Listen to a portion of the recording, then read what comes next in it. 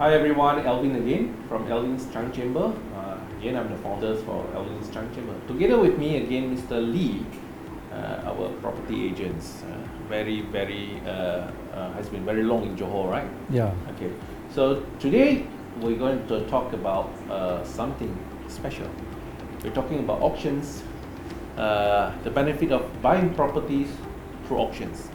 Right? Yes. So what are the benefits through buying properties from auction? Why should I buy from auctions? Okay, basically for auction properties, there are two main benefits of buying through auction. One would be, I'm talking about for court auctions. Okay, for example, you want to buy a low-cost house in Taman Peling. So in the normal sub-sale, you buy, if you, like for example, Mr. Alvin has a few properties and he wants to buy an additional low-cost house from a sub-sale owner. So they need a consent on this low-cost consent, and he's not qualified to purchase the low-cost sub-sale unless you don't have property and your income. Okay, don't have property and your income also restricted income. Okay? So for a lawyer, definitely your income is over that, and so meaning you can't buy a low-cost property from a sub-sale from an owner to you. So if, for example, Mr. Alvin would like to accumulate 2 or 3 auction property for rental purposes, one way he can do is to bid in the High Court auction, but not for the Laka auction. I'll explain later why.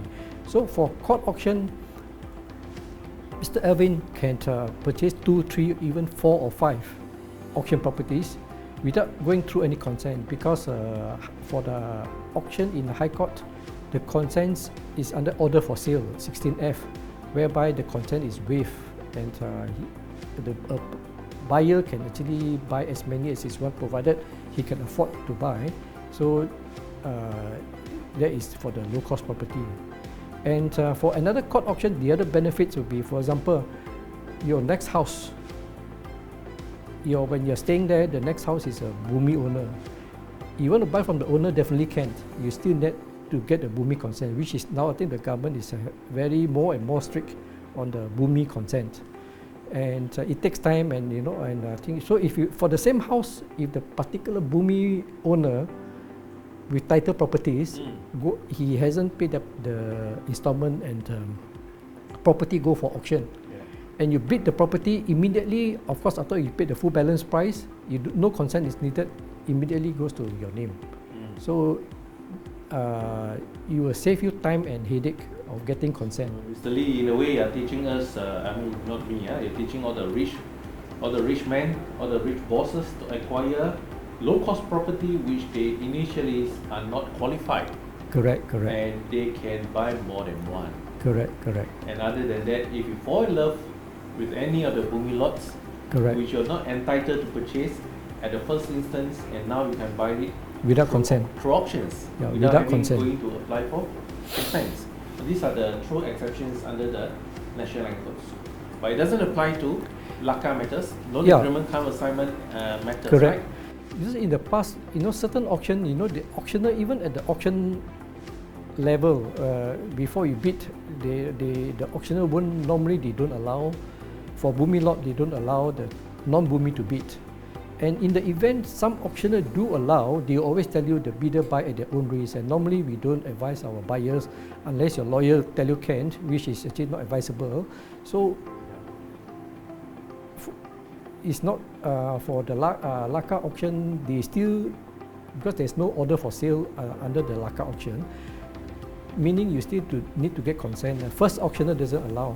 Even auctioneer allow, you still need to, buyer need to get consent, and very high risk will be involved. Basically, that means the exemptions to apply for consents, and the exemptions to apply for consents to purchase low-cost unit, and also the exemptions to purchase a Bumi release, is only given by the National Land Codes.